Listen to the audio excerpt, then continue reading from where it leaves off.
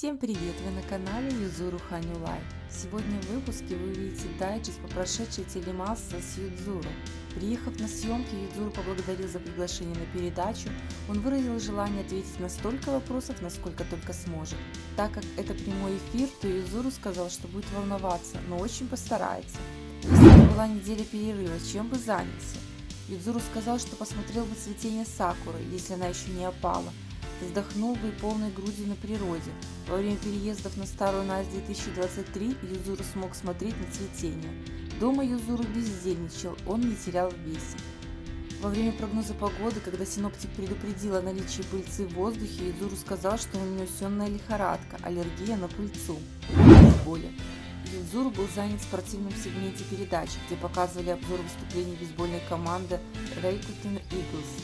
Юдзуру шевелил губами, повторяя некоторые слова, исключенных во время обзора песен. Показали в том числе новый кадр того, как юный Юдзуру на церемонии открытия бейсбольного матча бросает первый мяч, используя папину перчатку. Юдзуру был достаточно разочарован своей подачей, но обзор ему понравился, потому что он смотрит профессиональные бейсбольные матчи. Смотрел ли Юдзуру международное соревнование по бейсболу, впечатлило ли его что-то? Юдзуру не смог посмотреть соревнования как следует из-за занятости, но следил за новостями и был впечатлен выступлением Сюхея Отани, а также питчером Сасаки Сенсю, который тоже из Токхоку. Продолжаются ли тренировки четверного акселя? Юдзуру практикуется в четверном акселе примерно раз в 2 недели, не чаще.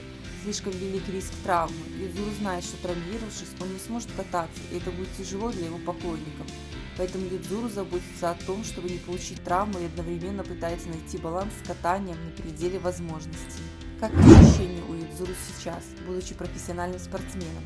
Что больше всего изменилось?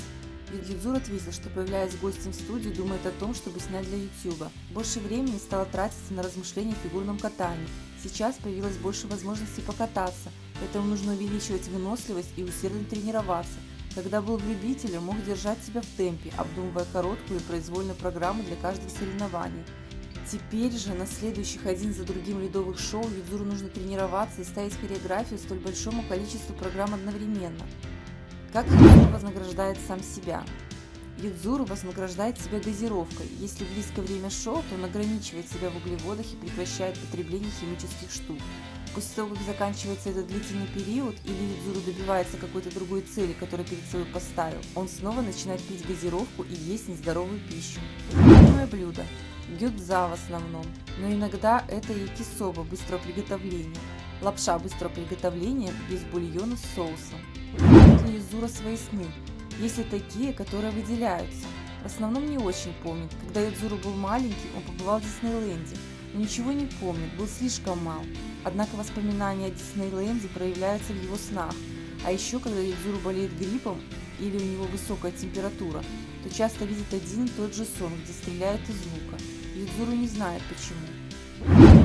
Будет ли Юдзуру ставить хореографию соревновательным программу? Юдзуру поставил «Обо мне», более-менее как соревновательную программу с прыжковым контентом, достаточным для участия в чемпионате мира. Юдзуру хочет продолжить создавать подобные программы, чтобы повысить свой уровень и оценить свои способности. Какие-то идеи, которые хочется попробовать сейчас? Ничего конкретного, он все вложил в шоу-подарок, на данный момент идей не осталось.